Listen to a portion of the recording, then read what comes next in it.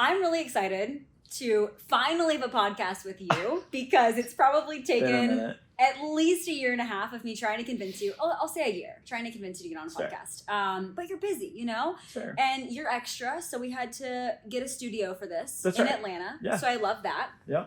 With this background that we love. If you're listening to this, please watch the video because you need to see this room we're in. But I wanted to bring you on because when I hired you back in 2022, very beginning of the year, my business was in a very different place, and I was as well. And then looking to where we're going now, it's just night and day how we've grown. And so I know we're going to get into all of that today, but first I want you to introduce yourself because I'm never going to ever get your introduction right, ever. But just briefly, let me know kind of how you're involved in various business types, because you're not just the business coach for fitness coaches, right? So tell me a little bit about that. Yeah. My name is Webb. And basically I am most of the time behind the scenes coaching and mentoring leaders to really become category king or queen of their market. And it's in various industries, SaaS, e-commerce, services. And I think that we have modest kind of holdings of companies that we work with. And our goal really is to build businesses for the long term and really push them into the next level. A lot of times when I got into this space, especially the online business space, there was a lot of people who were showing you how to rapidly scale, but nobody who was really teaching leadership, who was teaching, skill sets that were going to actually transcend one specific category. And I really wanted to give people business fundamentals that allowed them to be able to build multiple businesses and have lifelong success. So that's why we started, and it's been a whirlwind since. But yeah, I don't know.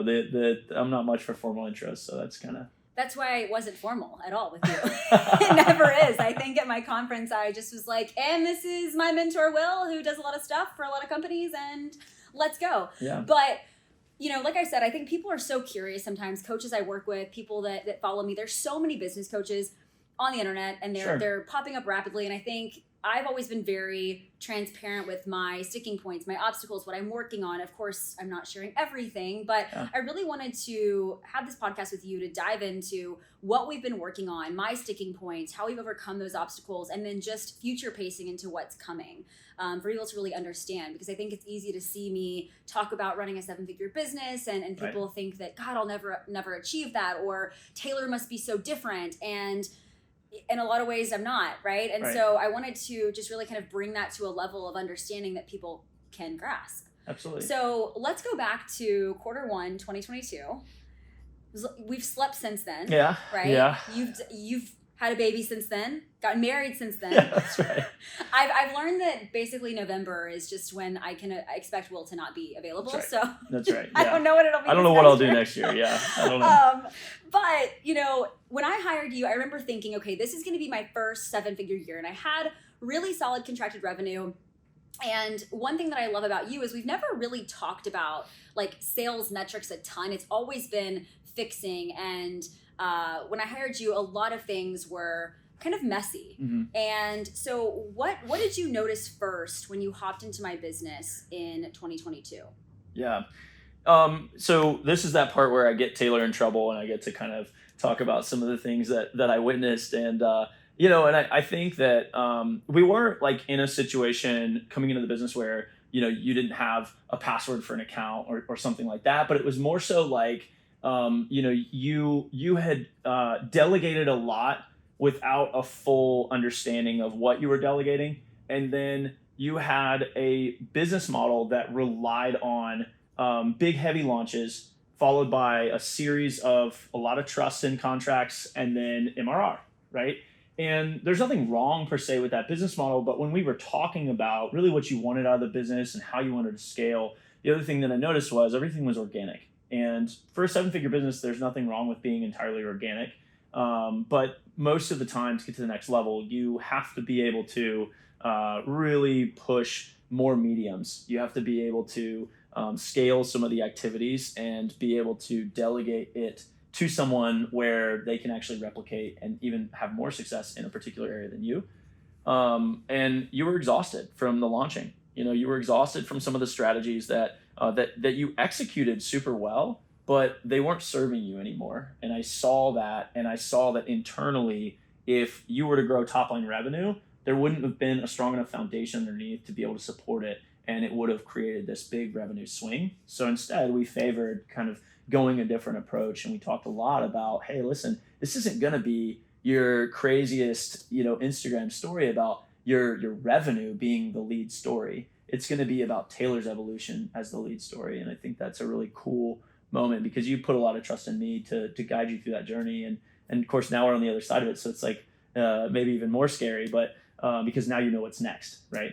And I want to talk about that launch model for a second, because the launch model served me when I was in the midst of that, right? And there are a lot of clients I work with where that is the trajectory for them to maybe hit their first 7 figures or whatever high multi-6-figure year that is. And so if that's what you love, that's great. However, what I noticed is I was being pushed from a previous mentor.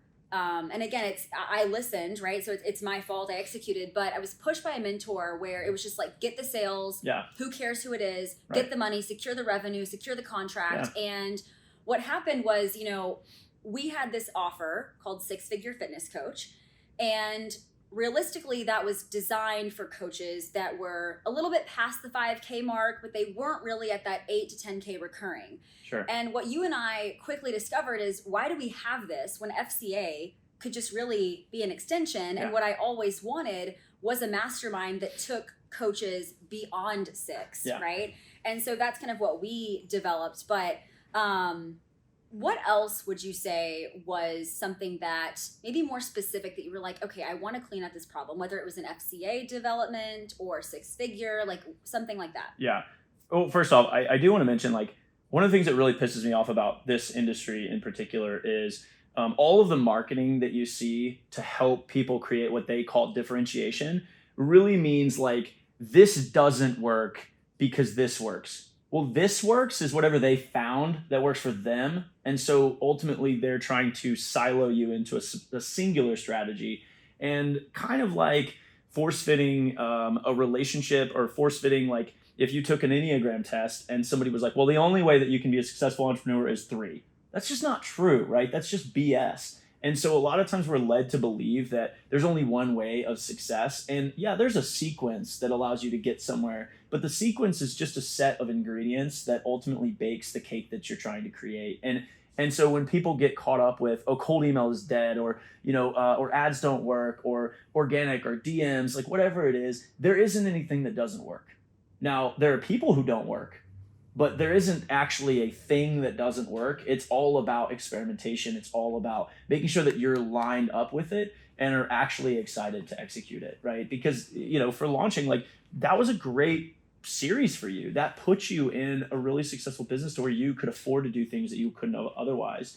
And so just because you come in learning one strategy doesn't mean that you should stop learning, or that you shouldn't evaluate whether or not that strategy makes the most sense. And so that's the first thing.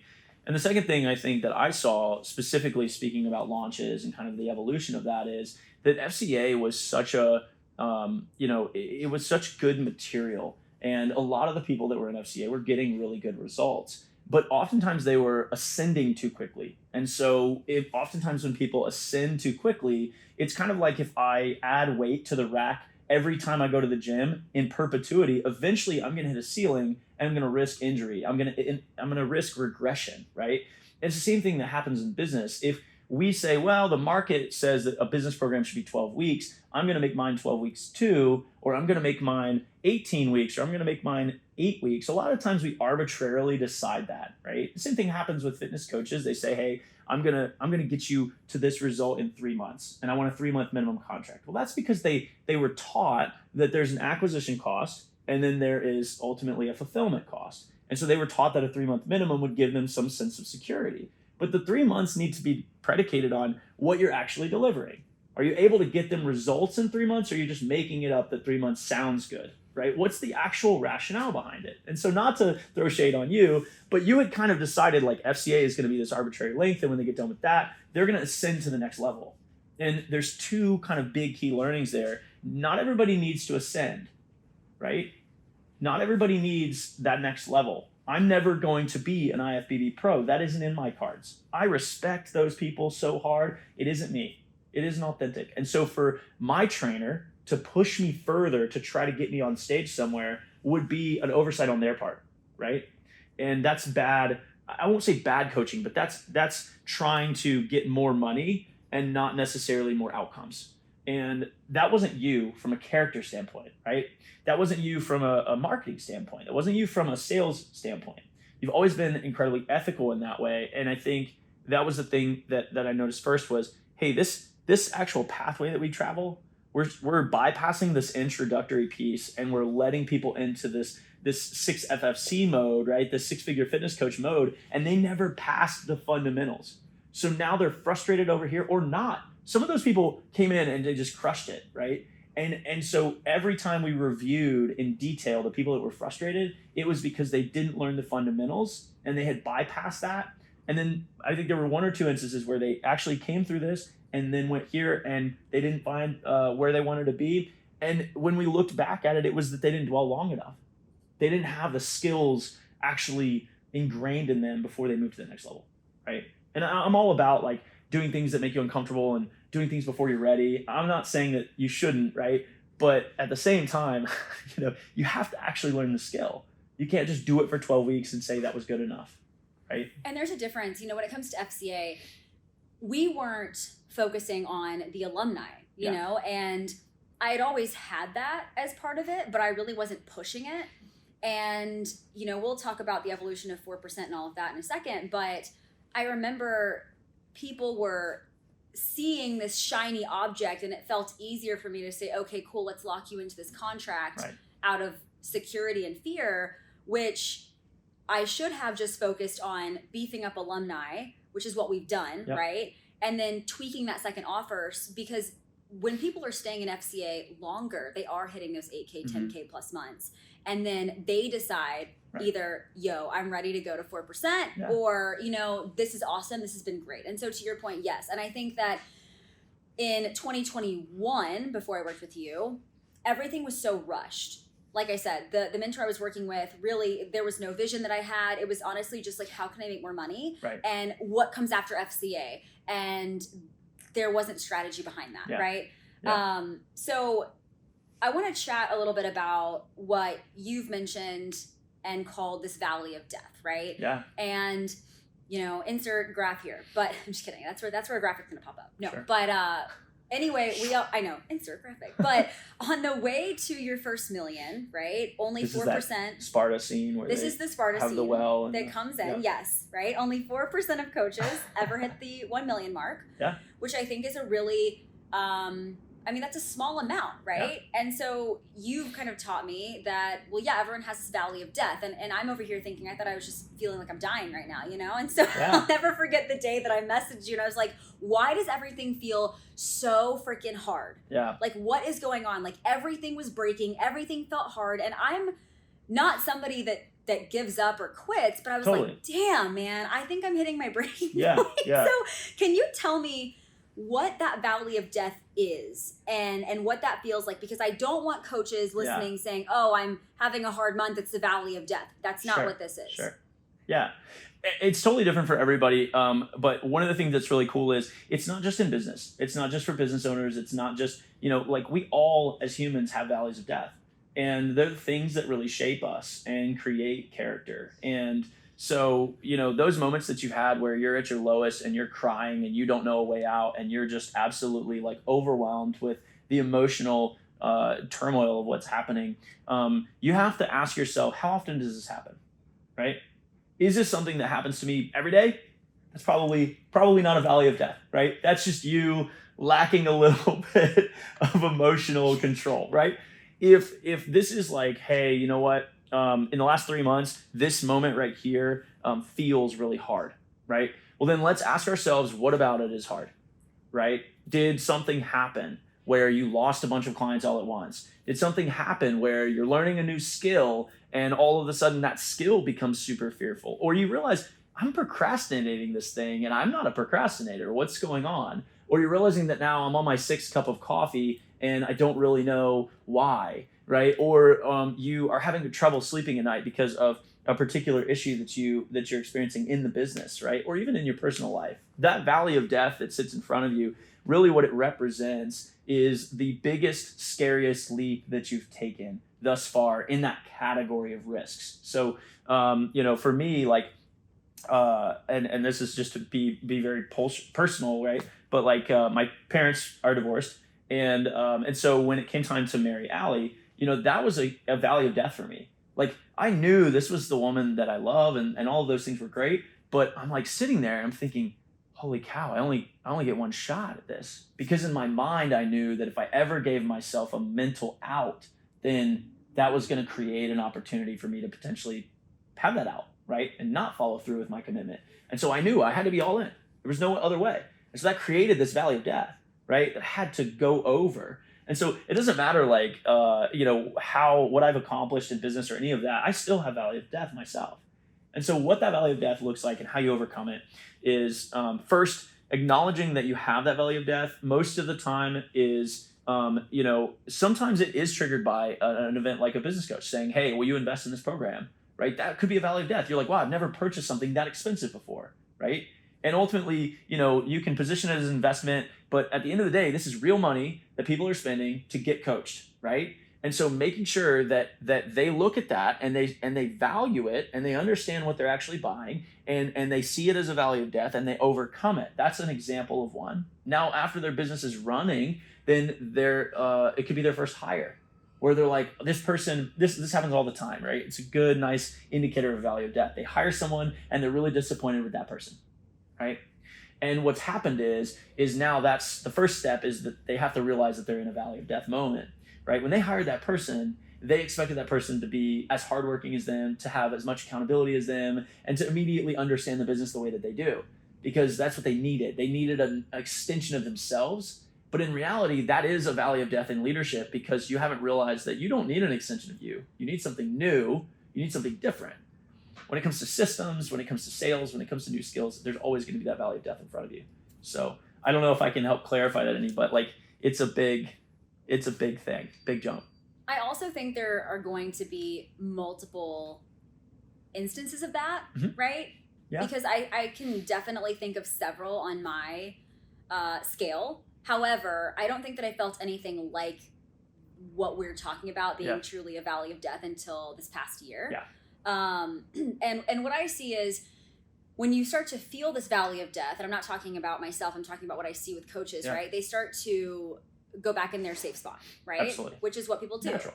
And so, I'll see coaches where they're scaling, they're hitting multi-six figures, they're in their best place in business ever. And then all of a sudden a team member quits, followed by less signups than ever, followed by marketing not working the way that it used to. Sure. And instead of kind of like latching on to that support that they've had, that mentor, they're like, I'm going to save the money because I'm freaking out right now. Right? Like, how do you work through that? Yeah, I mean, they actually, if you look at economic charts, you'll notice that the companies that take the most market share in a down economy are the people who didn't slow down, right? So as soon as people retract their advertising dollars, as soon as people retract their investment in growth, well, of course you're going to stop growing. You might be able to self-perpetuate your growth for a while, but you have to have outside help, right? I have a coach. You have a coach. Like, the reason is because it actually makes a difference. And so from the perspective of of how to overcome it, those economic charts, literally, it's very clear as day. When you stop investing, whether it's advertising or whether it's, hey, I'm going to lay off a bunch of people, when you do that, your growth will take a back seat. Your margin might improve in the short term, right? And it might give you that safety feeling. But what you've done is you've set your business back 6 months. You set your business back a year because you weren't willing to ride through that really hard moment and instead took the easy road. And you said, you know what, I'm just going to not do it. I'm not going to make the hard decision in spite of hard obstacles. I'm going to let the hard obstacles pass before, so that I have the bandwidth, so that I have the capacity to make a hard decision. But in reality, it should be the opposite. When you're at your hardest, that's when you have to make the hardest decisions. It's compounding, and people have to get used to the feeling of compounding. Well, and this isn't a podcast about, hire a mentor or whatever, but I really can't say this enough. The more that I've grown, the more that I have valued that, right? Because I just don't understand how people assume they're going to build something that is, what most people will literally never get to experience on their own, right? Sure. And I think it's so easy to potentially look at people on their team that are in the business on a day-to-day and end up valuing that more so than the mentor who has created that compounding knowledge effect, right? And so thinking about like my valley of death and multiple instances where this last year and a half has been extremely challenging, with, price increases and whatever else, like I've never once even batted an eye thinking about staying, right? Yeah. Like, because I know that you have a game plan for things that I literally can't see yet. Yeah. And I think that's what's so important is that as you keep growing your business, right, you're focusing on the granular and the day-to-day. And yes, of course I'm looking, months ahead or whatever, but you're looking 5 years ahead. Yeah. And that's what I invest in you to do. I'm like, Will, you've got that, you know? And so I just think it's so important for that. Now I want to talk about a few bold moves that we made that I was really nervous about and always wanted to. And I think that there were certain things on my bucket list that we accomplished quicker than I thought we would, right? And one being an in-person event. So when I first brought that up to you, when was that? I mean, I think that we pulled the first. It was pretty quick. Out. You were like, hey, in 3 months. I was like, oh, okay. I mean, I really don't think it was 4 months maybe for the first one. Sure. It wasn't like, we didn't pull events, events is like a 90-day event, but I know that for us, it was like 4 or 5 months. And I was super nervous about that because I had always done a virtual event for my clients every year. And I was like, you know what? It's time to level up, right? Yeah. I knew that Six Figure Fitness Coach was dying. I knew that I had a new offer coming out. And so we took 2 bold moves, which was selling and launching an offer that no one had even heard of at an event that I had never done. And that sounded like a good idea. So would love to know kind of your thoughts through that. Yeah. I remember those conversations really vividly because those are like the reason that I get excited about what I do. It's like, you're like, hey, I want to do an event. And I was like, okay, well, let me just tell you how much commitment it takes to pull this off. And you were like, no, it's not to the public. It's for my people. And I was like, okay, great. You're being reasonable. This is good. Like, this is the good first step, And then you're like, and I'm going to pitch a brand new offer, and we're going to kill the old offer, and we're going to close the doors at the end of the event, right? And I just remember thinking through all that and just being like, all right, and you're doing it next year, and you're like 4 months from now. It's like, all right, cool. So we kind of go down this process, right? And like, one of the cool things is there are things that you are absolutely like way beyond your level at, like, that you have skills that just most people would dream to have. And then alternatively, like, the backdrop of the event, it's like, a safety pin, like, banner with a black curtain and the projectors, like, the speakers are walking in front of the projector and like all this. And I just remember being like, yeah, this is cool. This is that moment. This is that first event, and then ultimately, like, I think it's important for you to talk about the outcomes of it, because I think from my perspective, it was so much less about the aesthetic of the event, because I think you picked a hotel that was on brand. I think you had a great room. I think the event was ran well. But what was funny to me was just, like you were like, hey, who do you know that can just come speak last minute? Let's get these people in here. And it was just like a cool moment, right? But then after the event, like what ended up happening, right?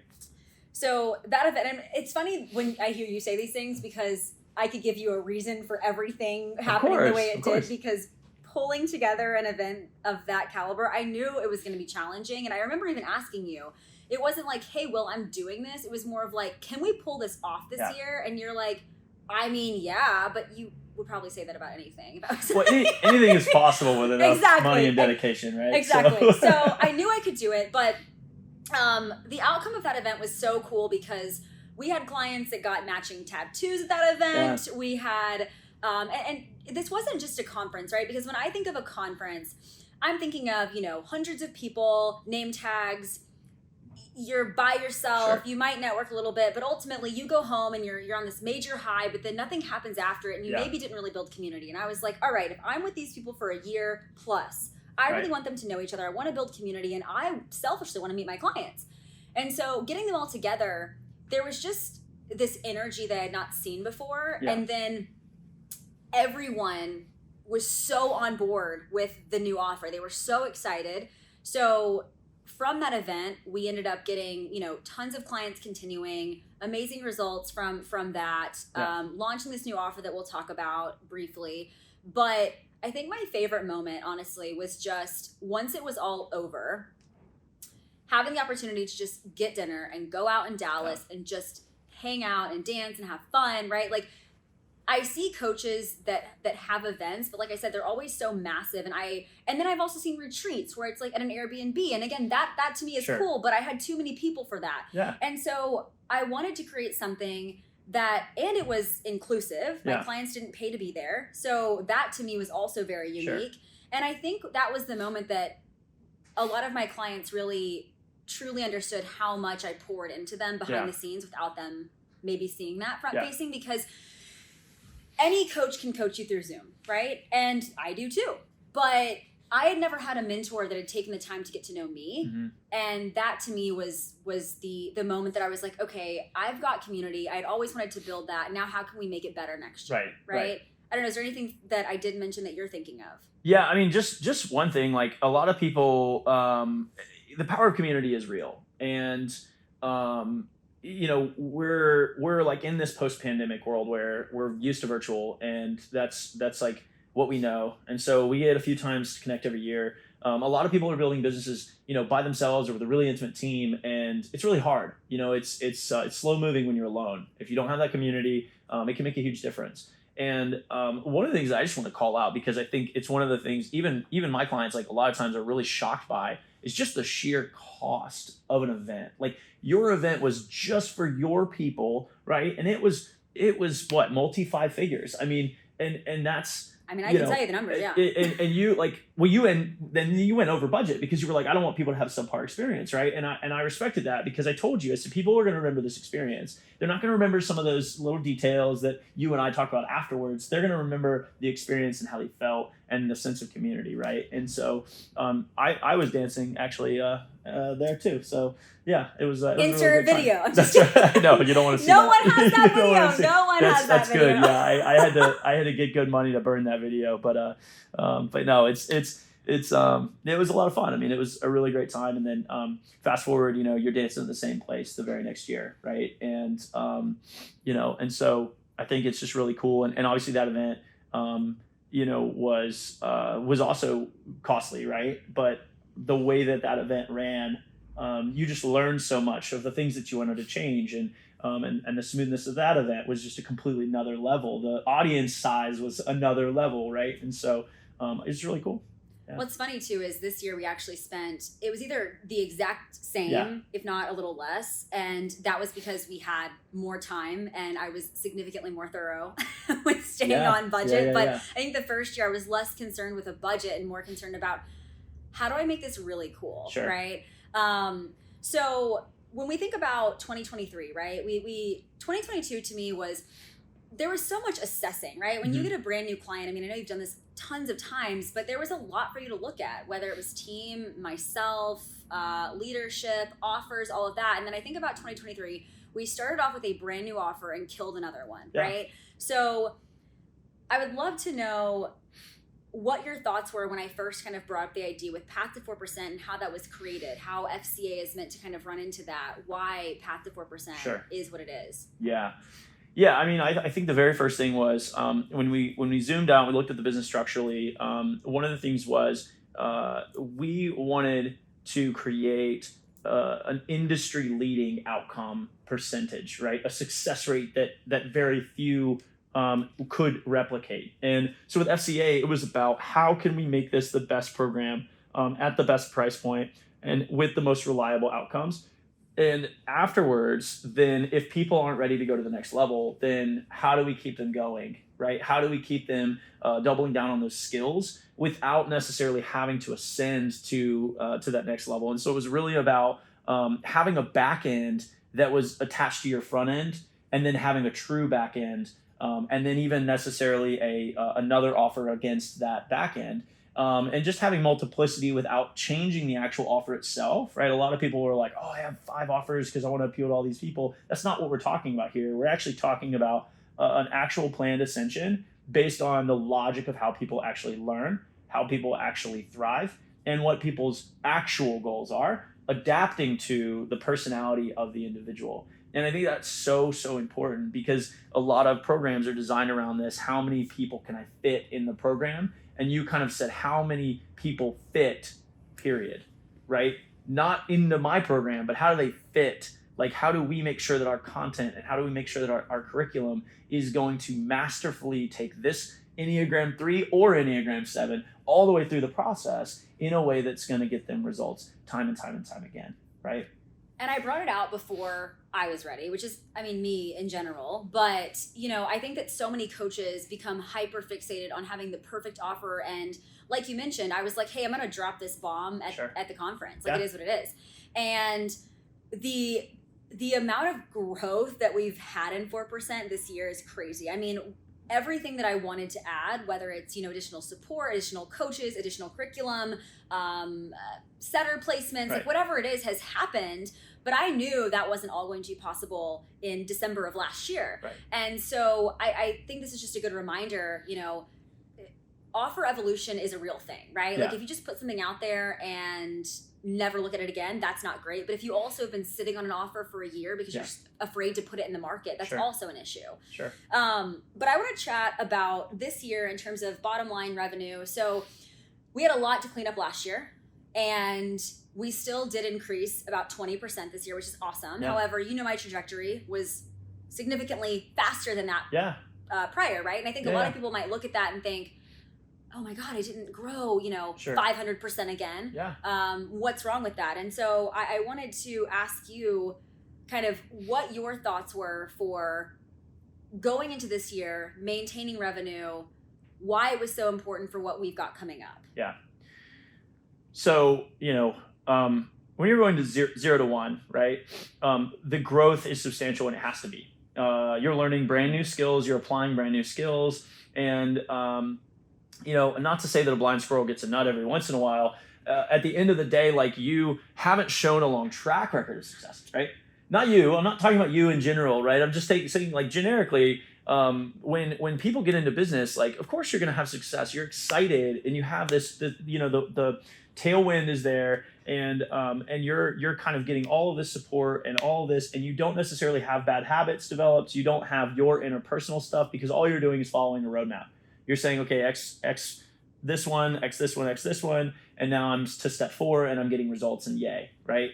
But business gets a lot more complicated over time because the roadmap becomes a lot more conceptual and a lot less in the weeds tactical. And so your job as a leader becomes, how do I take this conceptual vision that I've created and how do I build it all the way down into a specific project plan? And that's a new skill for a lot of people. And I don't really see very many programs teaching how you're supposed to carry a vision as a leader. And so a lot of times people learn like sales, and then they, you know, take their existing audience and then they sell to all of them, and then that gets them that initial windfall, but they don't know how to perpetuate it, right? They haven't actually learned the fundamental skill. And so afterwards, right, even with your business, as we looked at those next levels, what I needed to do was I needed to prepare you to be the best leader that you could be. I needed to prepare you to manage more resources. I needed to prepare you to think about your vision and what's going to happen if the market challenges that vision. Because I see all too often people say, how can I make the highest margin business? How can I scale this the absolute fastest possible? And you have to ask yourself, are you really in it for the right reasons? You know, if you're scaling it as fast as you humanly can and all you're doing is growing top line revenue, then how do the people in your business feel? And how do your clients feel? Do they start to feel like a number, or do they truly feel good about the service that they're receiving? And so, of course, that's not to say that there aren't good players out there that are managing that scale in a different way. But most of the time, when I look at those leaders, they've had past successes, and this is their second or third business, or they've been in it for 10 years, and then all of a sudden they look like an overnight success. And I think that's a really important thing to kind of look at. And, you know, my mentor a long time ago told me, he said, just because you're struggling at this gate does not mean that the next 6 won't be easy. It just means that your point of struggle is here, whereas the next person that's beside you doing the exact same thing at the exact same time might struggle at those other 6 gates, but this one, they're making it look easy. And so you didn't ask about comparison and all that stuff, but you know, when my mentor told me that, I really got to thinking about how our journey through it is unique. And so this might have been your slow year, doesn't necessarily mean next year will be, but everybody has that. Everybody goes through a learning curve where they have to slow down and reevaluate. And if they don't, they're lying, or it hasn't come yet. Like, right? I mean, ultimately, even if you go all the way to 10 million and it was just such a beautiful glide path and it was super easy for you and it felt really great, or maybe it wasn't easy, but you're like, man, it wasn't that bad, I'm going to do it again. Guess what? 10 to 30 million, that's going to wake you up, right? Because you're going to face challenges that you might not be equipped to, right? Seeing somebody who has $100 million company get outvoted by their board to not be the CEO anymore after they created the company, that is a completely different level, right? So you can go really far in life and you might realize that your roadblocks are not even here yet, but everybody will face those roadblocks, and how you handle that decision is going to shape your ceiling for how much you can succeed. I'd love if you touched on a few things that we worked on specifically this year. Sure. That are so necessary for us to really triple and, scale from here. Yeah. I think that you had a really lean team and you had a lot of activity, but not all the decisions were data driven. And so a lot of your systems weren't really set up with data in mind, right? They weren't data first systems. They were systems designed to have permanent labor attached to them. And so there's always in the operational side of the business, there's always going to be labor associated with the activity, but making sure that you have systems that self-perpetuate, that self-identify problems, that show you the data that you actually need to make informed decisions. All of those things are really, really critical to the long-term operation of a business. And we all start with like a spreadsheet, right? And we're looking at the spreadsheet and we're kind of doing some calculations, and we have that one spreadsheet that we use and that's it, right? But you had kind of outgrown that. You needed to level up. You needed better operations, and you needed to get to a place where your operation could actually show you a path to success and could show you where you needed to stop doing certain activities, right? So there are certain activities that you could hire somebody to be better at than you, and you weren't like you were already very familiar with the concept, right, of delegating and hiring somebody that was better than you at a particular task, but like completely shifting it around to where the data was a priority was one of the biggest shifts. The other big shift was just the really focusing on the customer journey above all else, making sure that customer journey is just beautiful, because we're in a high ticket space, and even people who are selling fitness coaching, unless they're doing it on a $29 a month app, they're also selling a high ticket space, right? Which means that's a luxury experience. And so we wanted to really make sure that your experience from start to finish was going to be a luxury experience, and because that's what your people deserve. And you've always given them incredible service, but how do we really level up other surrounding aspects of it so that they feel adequately supported through the whole journey? When I think of this year, those are the two things I really think about, is delivery and then team build, right? Yeah. I mean, I think that the team is night and day different today than it was a year ago, size and everything else, and just skill set. Totally. And so, making sure I have people in my business that understand the vision, that are ready to go, the distance with me. Yeah. And again, like you said, we've changed a lot of things in the back end, which has been awesome. So talking about vision, we've mentioned it multiple times. Let's say somebody is having a hard time figuring out their vision. Sure. Right? Whether that's a year into the future. Yeah. And let's just start with that. Let's say 1 to 2 years. Yeah. For these coaches that might be striving for their first 6-figure year or multi-six or whatever. How do you help somebody figure out their vision? Which I know is really hard, because I never want to create anyone's vision. I know you don't either. Yeah. So how do you help somebody? Yeah, I think that's like it's a big sneaky thing that can happen where you join a program because you want an outcome. And so that outcome becomes your vision. And that's a really, really slippery slope, right? Because most of the time when our vision is about making money, we're in it for the wrong reasons. And that's a cliche thing to say, right? I'm not the first person to say that. I won't be the last. But the real lesson in that is, when you're, like, if you look at Maslow's hierarchy of needs, right, and you're there at the very, very bottom where you're trying to feed yourself and clothe yourself and put a home over your head, you don't have a vision. You have survival, right? And so if you're in survival mode, don't worry about your vision. just worry about your hustle, worry about your craft, right? Because your vision will come. Because you don't have the skill sets in order to really understand what your vision is that's unique to you, right? Because you haven't gone through, you might have gone through a lot of life struggles or journeys or hardships. And so you might have a life vision, but your business is like an infant. It was just born. And so how could you say that, like when we were all kids, right? We said, I'm going to be an astronaut when I grow up. And it's like, that's awesome. Go for it. But like, how many of us are actually astronauts now, right? And so I think two things in that is that if you're an infant, don't be so hard on yourself to have this perfect vision. Grow the skill sets first. Get your money bag secure so that you can start to be authentic from your positioning, right? And I'm not saying be disingenuous and be a money grabber, but like get yourself secure first, because you can't serve others if you're at a place of scarcity and survival. It's going to be really hard for you to offer the best service and for you to have the best vision. And then ultimately a vision starts to form when you have to have a vision, because when it's just you and you have a sloppy vision, it's okay. When you have a team and you have a sloppy vision, then they also don't know how to thrive inside of that environment. They don't know what we're trying to accomplish. They don't know what good looks like. And so that's when you as a leader have to really step up and create a vision that makes sense. But also don't be married to this vision is the vision forever. Like, it's not a tattoo. It's fun. Even tattoos don't even have to be permanent, right? But it's not something that you can't change or iterate. It's just something that you have to be consistent on, because your journey will be, a crazy path, but it should be a series of straight lines, right? And that are then pivots. It shouldn't be a curve, because a curve is a lack of attentiveness and a curve is a lack of focus. So it needs to be sprints, right? That are then almost like a sequence of stars. So I don't know. So that's how I think about it. And as far as like creating that vision, if you want, I can talk about that. But I think a lot of people rush it and they create a vision because people tell them they should. And it's like, you don't need one yet.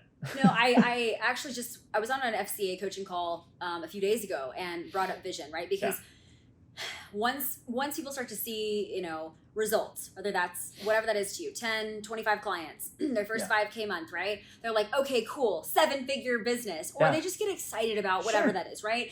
And I flat out said, you don't need a vision. Like, you literally do not need that right now, because right now, most of you, your vision is leaving your 9 to 5. Your vision is matching your salary. And that's okay. I can say firsthand, like, money drove me the first 2 years of my business because I had to kind of live like that, right? Absolutely. Now, that's not what drives me today. Right. And so understanding that even my clients that are joining Path to 4%, making their first 6-figure year, they're like, I need my 2-year vision. I hear you talk about it all the time. I'm like, great, but you're not there yet because your sales need work. Your marketing needs work. And so if you don't have the basic skill sets, I think that vision is really frustrating, because you start working towards this vision and everything you do is towards that vision, but you're doing nothing that actually serves you right now, right? It's the same thing where a client might tell me, God, I just can't get in the DMs, but then they spent their whole day creating a new lead magnet. I'm like, cool, who's going to see that, right? You know what I mean? So I just wanted to kind of add that I do think vision is something people get so caught up in when they may not need that this second. Yeah, I mean, the analogy is like you're driving at night and your headlights can only see so far. And so, most of the time when you're starting out, you're driving at night because you're working. Same analogy. You're working during the day, right? Like, you're working during the day. So you're driving your side hustle at night, and so your headlights are on and you can only see so far in the future, right? And so when you think about it from that perspective, A, you don't need a vision, you need a skill. And B, don't get it twisted. Who you help is not your vision. So I help blank do blank in 3 months is not a vision. That's just your marketing, right? And so don't get those twisted. And also know that you do want, when the time comes to create a vision, you do want your vision to be exciting for the people you serve. You also want it to be exciting for the people that work with you on that vision. But you also absolutely have to pick yourself up and get out of bed because of that vision. So it has to really be aligned. And you make hiring decisions, firing decisions, culture decisions, client decisions, all off of that culture and that vision. So speaking of vision, as we are scaling, which we'll dive into while I'm here, what would you say that you're most excited to work on with me and my business on our scale to 8 figures? Yeah. So as a person, as a leader, I think the very first thing is oftentimes we have fear of human discussions that are necessary. And so the very first thing is that you as a leader have to set up a success system for your people, your team, to where they can come in and be successful as quickly as possible. And then if they are or are not successful, need to get out as quickly as possible. And that pivot into, not thinking about it from I need to be loyal to you because you were here in the beginning. It's I need you to perform because everyone else is, right? And by the way, sometimes that's on us, right? I mean, listen, I just had a kid, so my team is like really holding me up while I go through a season of bad performance. And guess what? It's kind of hard to fire me, right? But I have to hold myself accountable and say, listen, this is going to be the place that I'm going to be. This is the place that I'm going. And here's the pathway of how I'm going to dig out and fix it. And if your team isn't willing to help fix their own performance, they got to go, right? And I know if they're listening to this, I'm sorry, I love you all. But at the end of the day, the business will grow, right? Because we have a solid foundation and we have a solid vision and we have a solid strategy. But the people in the business, they will need to grow with it. And that includes you. So your skill set that is today, this time next year, when we talk about it, it's going to be a very different scene because you will make decisions differently than you do today. And then tactically speaking, inside of the business, you've done a really great job organically, but we're going to really pour on the gas with some paid ads and paid acquisition in general. We're going to talk about multi-channel. We're going to talk about really omni-style presence with the way that your business looks and feels. And we're going to really push pretty hard on how much we leverage data in the business. And then we're going to be incredibly difficult around your curriculum.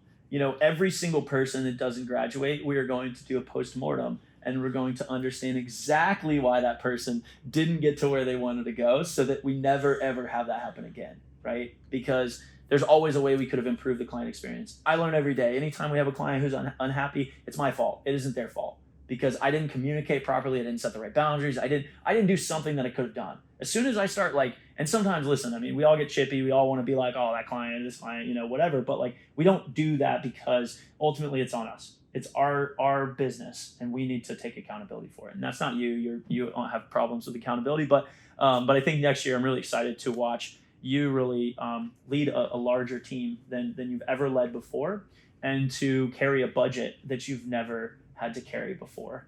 And I think that's a super exciting stage.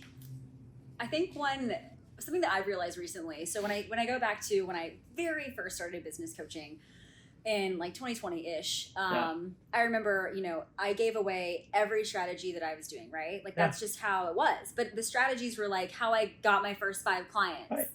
Things I say in the DMs, right? Sure. And we're moving into territory, even on this podcast, I can just tell that you're touching subjects, so we're not diving deep because I don't want people to know my strategies. You know what I mean? We're getting to a place now where things cannot just be extremely transparent. Here's my playbook. I think yes and no, right? What's cool about it is I have no problem sitting here on this podcast and telling everybody exactly what you're going to do.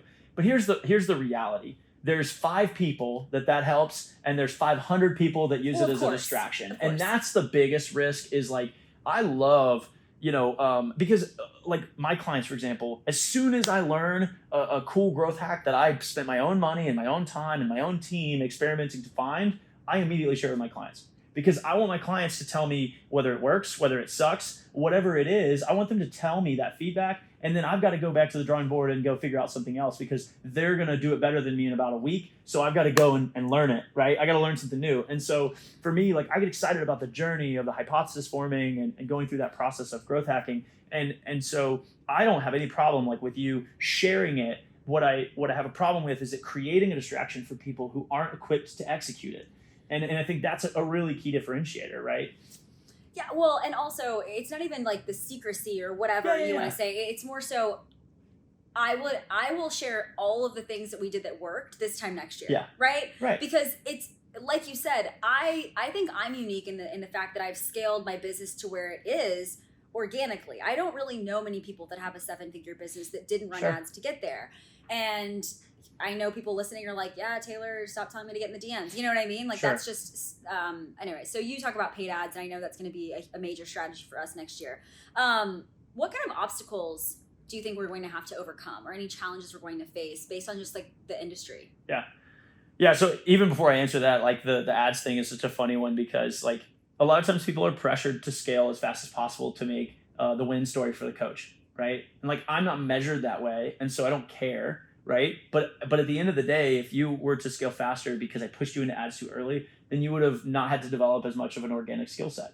And so I think if I'm listening to this podcast and I'm like looking for nuggets that I really can take away, it's that don't worry about dwelling in one particular discipline too long. Like, don't worry. Ads will be there. And guess what? They're going to change 20 times. By the time you start running ads, they're going to still be there. Or if you had ads that didn't work in the past and now you wrote off ads, maybe it's just not for you. That's totally okay, right? Like, I think as we go through this journey, like I am not, there are people that are better at organic strategy than me. Straight up, right? I can admit that openly, and it doesn't hurt my feelings. But with paid ads, I crush. And that's my skill set. And so why would I not share that skill set with you, right? But I also crush in leadership and some of those other categories. And that's where you're getting learning from me, right? And so there's other things where I'm going to tell you straight up, like, podcasts, I don't know. You're going to have to go to, my buddy Jeff. He's amazing at podcasts, right? So I can introduce you. Do I need to call Jeff? Jeff's great. You said that, it made me think of launching. Remember, like, when was it? End of last year, I'm like, all right, here we go again. You're like, I'm not even going to look at your launch strategy because you're fine. Yeah, you do great with launches, and honestly, it's not my expertise. And like, I think, I encourage all of you, whatever service you deliver, like I encourage all of you to just step up and be a little bit authentic about, or a little more authentic about, if you don't know it, don't be it. Like, just say, I don't know, and be okay with that. And if the client leaves because you didn't know one answer, they were probably looking for something you couldn't provide anyways. It's better to get it out front, right? I am not going to be able to create better content than Taeler. I said it on the podcast, and maybe next year we'll but right, like I don't put my focus there. That's not where I put my focus, and so I don't have the scale. And so ultimately, like, that's okay, right, for most people. But sorry, as you go to the next question, I told you I would stay focused, and so I'm doing okay. I'm doing decent. So what was the question again? I think we moved on from there. Wait, what obstacles are we going to face this year? Yeah. You're always going to face team obstacles. All business problems are people problems. There are no other types of problems. And so, personnel, people's performance is kind of variable. And so, right now, like, your sales team is on fire. What's it going to look like when we double the sales team, right? Are they going to have the learning curve, or are they going to just keep going? I don't know. Right? We can't predict the future. We can obviously use data, and we can use a lot of our knowledge to be able to get it to where it needs to be. Will it be outperforming of the market? Probably. Will it be perfectly smooth and continue to rise throughout the entire year? Probably not. Same with ads, right? As you launch campaigns, some campaigns are winners, some are losers. Some mediums are better than others. And sometimes it's not all about like front-end customer acquisition cost, right? Sometimes that can be a liar. And so we have to look at a lot of different variables. And so depending on how much education there is through the process, as I kind of talk to you about, hey, this is how I interpret this information, you and I get to have that fun learning curve where you're going to be telling me how you interpret it, and I'm going to tell you what I think. And we're gonna not compare for the sake of anything but constructive growth, right? We're going to say, okay, well, this is why I don't believe that. Or this is why I think you're totally right, and great job, right? And we're going to keep moving forward on that. I think that any time you grow a business 20%, stuff breaks in the back end, right? That's just the way the cookie crumbles. And most of the time when people, like, every now and then I'll have somebody disagree with me and say like, no, that's impossible. And I'll go, okay, well, there's 6 major systems in a business. And if I go through each one of your 6, last time you grew 20%, you're going to tell me, or your team's going to tell me that something didn't really work. Right. And so that process, if you want to grow 100%, well, then we've got to break it 5 times, and that's minimum, right? 5 times. So that's a lot. That's a lot of fixing. That's a lot of troubleshooting. That's a lot of updating of documentation. That's a lot of hiring. That's a lot of things, right? So it's gonna be fun. I mean, I'm excited. It's just more problems to solve. I think that people really underestimate that. Like, there's really never been a time in my business where every single part of it is just smooth sailing. Yeah. There's always something that I'm working to fix or clean up or whatever. And I think that people assume that they reach a certain revenue mark and then it's just easy. Yeah. I think, I think for some people, they do get to a place where it's easy when they have full alignment in what they're doing. When they're category kings or queens, they own the category, so a lot of things are easy for them. But what I want to note is like there are people who have easy businesses for 6 months, and then they start resting, and then they start kind of chilling, and then the next 6 months is the hardest months of their lives because they completely neglected the business. They turned it into a lifestyle business, and then they stopped doing the thing that worked, right? And so a lot of people want to like graduate and ascend through the process of being a better leader and yada yada, and they're like, I can't reply to a DM because like I need to delegate. Like Taeler told me to delegate, and it's like at the end of the day, like I still get in my own DMs and respond to people, because why would I not respond to people that I care about, right? Like it doesn't matter if I'm selling them anything or not. I frankly, I'm not interested in selling them anything. I'm interested in solving problems. I'm not even a coach. I'm a problem solver. So I'm approaching everybody with that same mentality, regardless. And if it means I have to sweep the floor, or I have to talk to the person, or I have to step in and fix something, there isn't anything that I can't jump in and do. I know I don't necessarily need to be there forever, but I need to be willing to do that. And so people who are willing to do that, oftentimes they can make an easier run for themselves. But yeah, business isn't easy by any stretch, but it's possible. It's possible. What would you say to the coach who's listening, who doesn't matter what level they're at? Could be base level, could be multi-six, whatever. But the coach who is really just feeling that everything is hard, or they have a really hard time regulating their emotions around their revenue. Yeah. So when revenue is high, they're on a high. When sales dip, they want to crash and burn, right? Sure. How do you regulate that or help somebody work through that? So most of the time we think that we've been trained this, right? I put $1 in, I get $5 back. Like that's what the online community kind of preaches is, oh, you want this lever-based lead system and yada, yada, yada. Same can be said for sending messages or any strategy. So if I take sending messages, for example, if you sent 50 messages, somebody's going to say, oh, that's an antiquated technique, or that's not a method that works anymore. Okay, that's fine. You stop doing it because I'm going to keep doing it. And I'm also going to do cold email and all the other things you said were broken, and that's going to work for me. But at the same time, when you have a variable in revenue, we're quick to blame the market, right? We're quick to say, well, I sent 50 last month and I sent 50 this month. And why is it not getting the same result? And it's because you're dealing with people who are talking to other people who are going through different stages based on market, based on their own personal journey, based on your quality of sourcing. There's all kinds of variables that you didn't take into consideration because you don't have experience to do so. And so you give up too soon, right? You give up too soon before you create stability. And then the other thing is that, secure your back end. Like if your clients are turning over every 3 months, then you have a problem in your actual fulfillment. So you're always going to be on the hamster wheel, always feeling like you have to sell X amount of clients a month because you didn't secure the people on the back end. You didn't focus on the service delivery, you focused on the sales, and now you've got a business that's built to basically have a leak in the bottom of it, right? And so instead, a better path forward is to make sure that we're delivering excellent service as many times as we possibly can, and then make sure that just because this month's effort was good enough doesn't mean next month's effort is going to be good enough. You might have to step it up. So when it comes to emotional security, I encourage everyone to read a book called Emotional Intelligence 2.0. I didn't write it or anything like that, but there's a quiz in it, and it gives you a very practical way to master your emotions. Because if you can't master your emotions, I can directly show you your future, because you cannot lead others if you can't lead your own self, right? So absolutely read that book, take the quiz, follow the one-page specific things that it's going to teach you how to do, and then move on, right? I mean, that's it. Like, you got to fix that. You got to address that aggressively. Agreed. Okay, so just a few kind of random questions to kind of tie this up, but what would you say is my biggest weakness in business? Don't look around for help. I was looking around for help. Maybe because, you just have no weaknesses.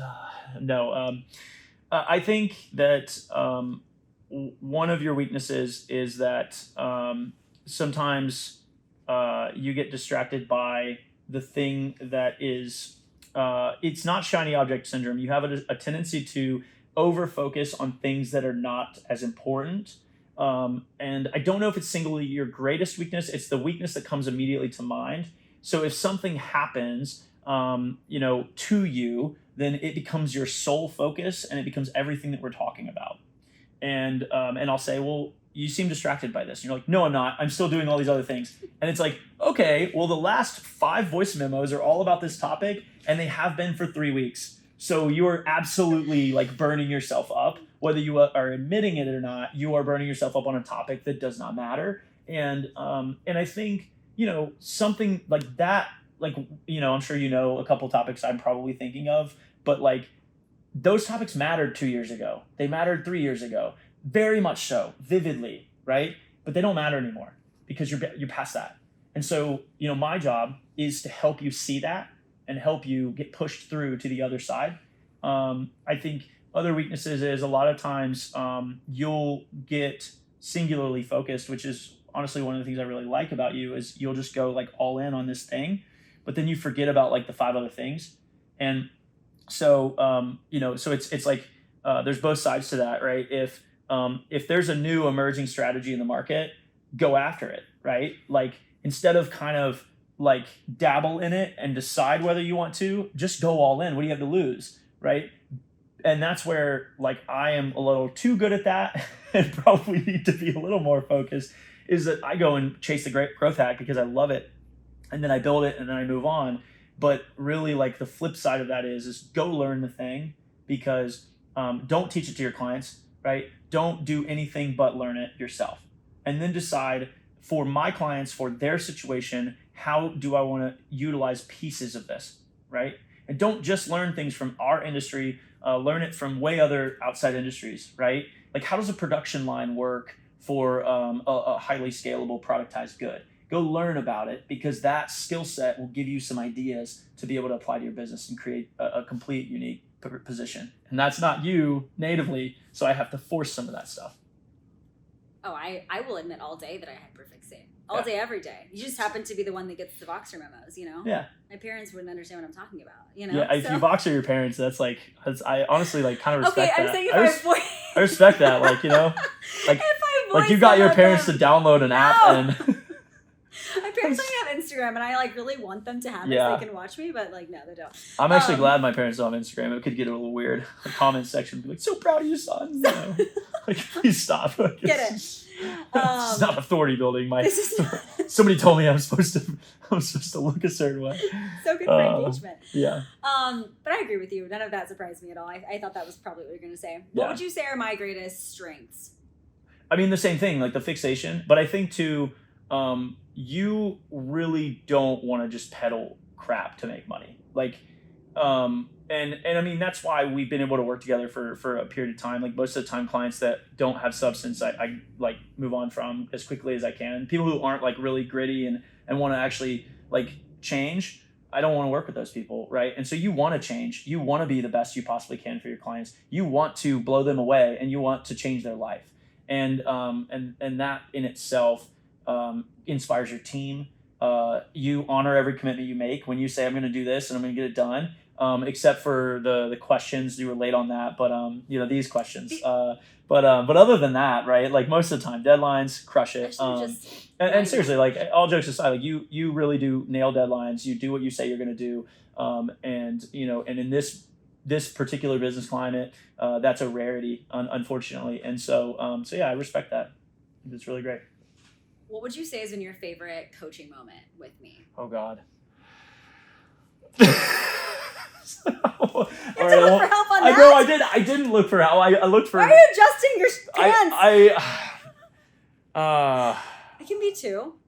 One could be fun, one could be more serious, but... I mean, they're all fun for me. Like, honestly, I mean, I'm sorry. Even when you're like in a mode of just it not being good, it's fun for me because I'm just like, this is hilarious.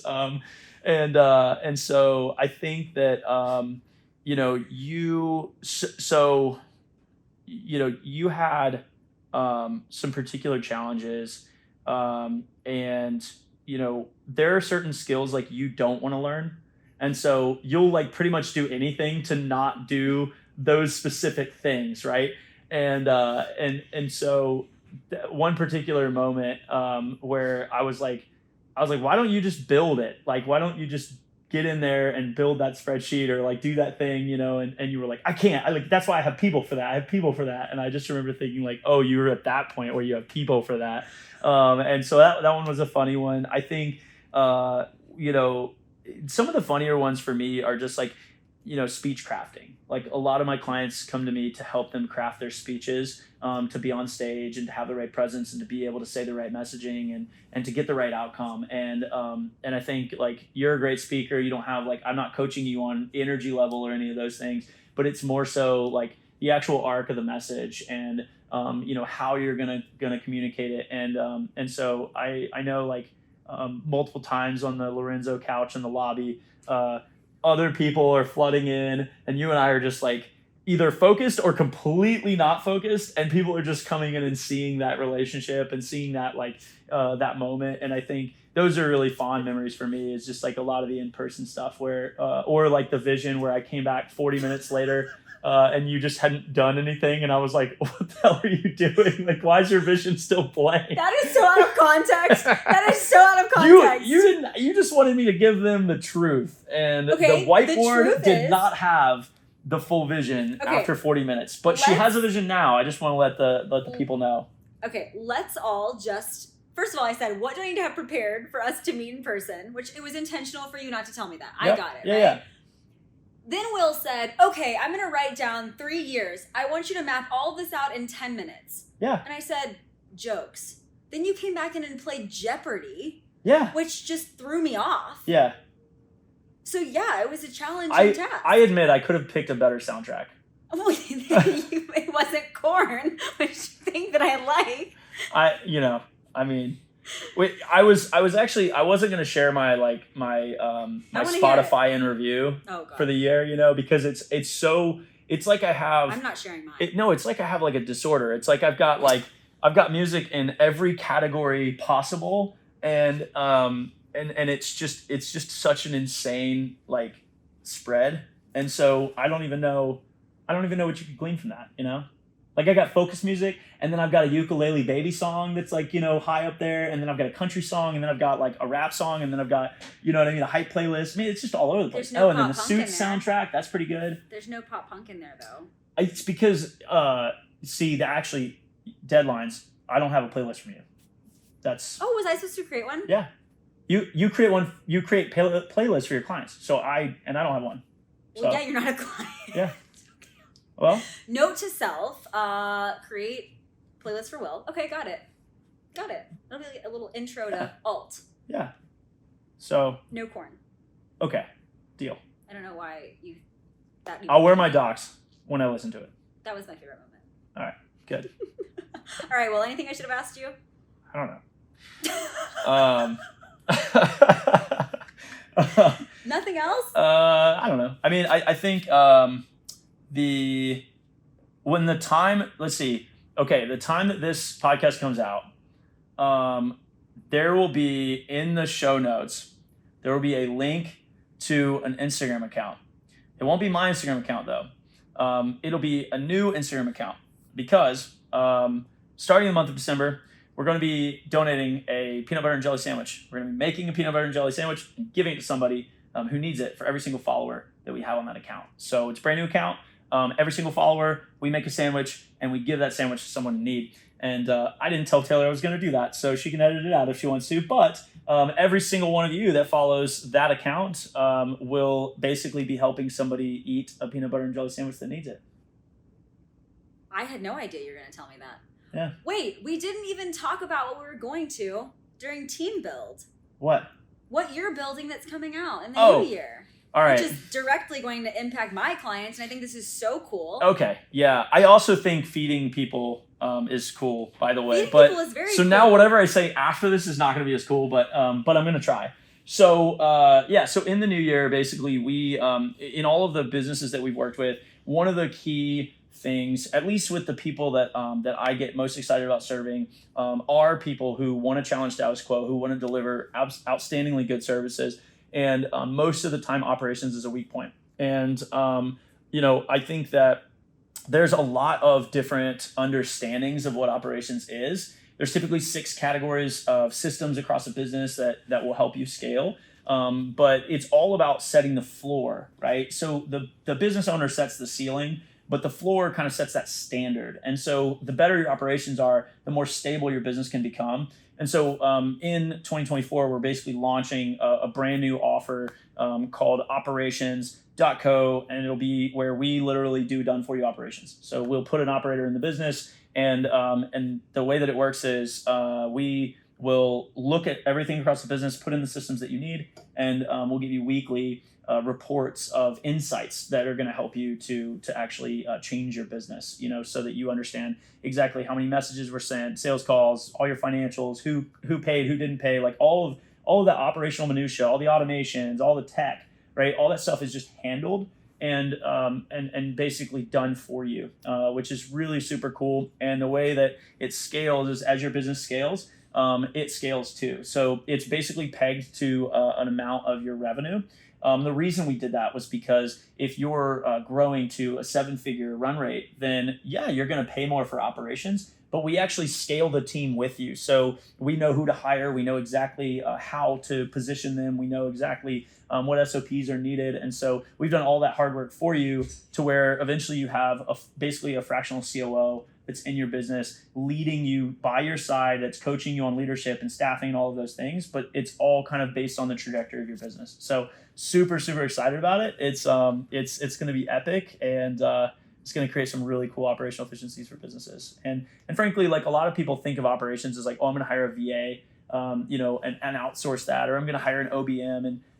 And generally, like I don't have any issues with OBMs. Like I really don't, but OBMs, generally speaking, have an administrative background, and they don't have like a systems engineering background. They don't have a technological background. And so oftentimes they don't have any financial training a lot of times because they're focused on some of the operational minutia. And so what we realized was that although there's a fantastic need for executive assistants and for even virtual assistants to augment certain staffing arrangements, they're not operators, right? That's not really what they were designed to do.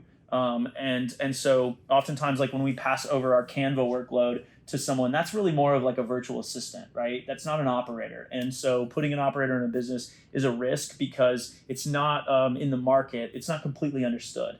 But we're hoping to redefine that, and we're hoping to bring some sexiness to operations and really help as many people as we can in 2024. I'm excited for this because that's the hardest position, I think, to hire. One of the hardest. I mean, you could make the argument that a setter or something, but seriously, like the operator is hard because, nothing wrong with an OBM, but that space is getting so saturated that so many people that are just VAs are calling themselves an OBM just to charge more or whatever. And to your point, like an OBM isn't doing Canva graphics. They're not just in Asana. They're doing so much more than that. Sure. And I'm really excited because I know my clients are going to be stoked because, well, if they don't know, they know on this podcast now. So yeah, I'm excited. Yeah. And like, the thing about that specific area that's interesting to me, I mean, there's people who are really incredible teachers of sales. And one of the biggest differentiators in my mind that we've seen in businesses that we work with is the operations. And so it's the behind the scenes stuff. It's the stuff that is a black box in business that nobody talks about, right? And because they don't talk about it, because it's kind of their secret sauce, then how do you know? Like, how do you know how to improve your operation? Well, most people buy a coaching offer and like on the third line of the benefits that you get, they value stack some operation stuff where they share some spreadsheets, right? And like, that's awesome, but they don't really teach you how to be a better operator. And most of the time we're not teaching CEOs to be better operators. We're teaching their team. And so, for us, it was really important that we put outsized quality resources in a space that's typically neglected and thought of as a cost, and turn it around and really look at it as a profit maximizer, right? And so that shift in how that's communicated is going to be really cool to kind of unfold. And frankly, it's like a lot different of an offer than I'm used to bringing to the market. So I'm going to have a lot more social media presence with it. I'm going to have a lot more, like, my ads are going to be very different. The way that the offer actually works is going to be different than really anything that I've done, because most of the time people will tell you like a staffing business like that is not scalable. And so the only other thing I would say is like, in all of our studies, people will place a setter in your business, or they'll provide you a setter, but then they permanently, are affixed to that revenue. And both of those work for different reasons. We chose specifically for you to pay us basically in perpetuity for your operator, because we study operations and have access to 8 and 9 figure businesses that know how operations work. We can take those learnings and put them into your business so that you're not having to worry about it. And it's not to say that we're going to take away what you know and what you need. We're going to educate you along the way, but we just found that like by us and the access that we have, you don't want us to just place that person in and drop them off with 12 weeks of training. You want us to continuously educate and coach those people. And that's going to be a huge difference for people's businesses. So, I'm excited. Cool. Awesome. Thanks, Will. Yeah, absolutely. Thanks for having me on.